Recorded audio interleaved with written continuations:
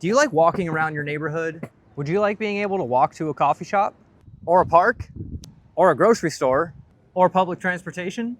Then you want to live in a walkable neighborhood, one where homes, jobs, businesses, and transit all coexist. I moved here like maybe 4 or 5 months ago, and honestly, it's very walkable, and at the same time, it's super dog friendly.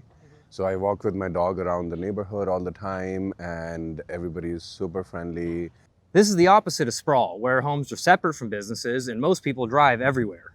Luckily, the majority of San Diego's new housing is being built in the urban core, which has the most walkable neighborhoods. There's so many cool coffee shops. There's a Lazy Dog coffee shop around the corner. Across the county, roughly 2/3 of the permits issued in the past 6 years are in places with above average walkability. That's according to a ranking from the EPA. But these neighborhoods only exist where zoning allows them, and that means the homes there often cost a lot. And when San Diego is updating its zoning plans, like in Claremont or in the college area, planners are reluctant to allow the type of density that creates walkability, often because of backlash from local homeowners. We know we need housing for the city. Groups like mine, UC Peeps and the many others, we're merely asking for it to be done in a responsible and sensible manner. City leaders say they've been focused on adding homes in the walkable neighborhoods that do exist. I have been really pushing to add housing downtown for a number of reasons. It's where our transit hub is, so it's good for the environment. Lots of jobs downtown, so it's good for the economy.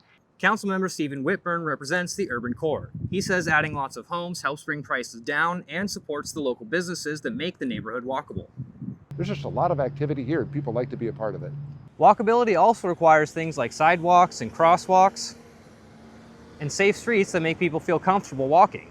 The number one thing is if the walk is safe, convenient, and dignified are the three different ways that we look at. So can you get to the grocery store physically, and are you in any danger? That would be the lowest bar. And then other things come in. Is it a fun walk? Nobody wants to walk if it's not fun. So that's where things like plants or street art or lighting come into play. That's why the city recently lowered speed limits on roads with lots of foot traffic, and they're working to include more pedestrian safety features when they build or fix roads. All of this just means that San Diego's future is going to be a whole lot more walkable. Jake Gata, KPBS News.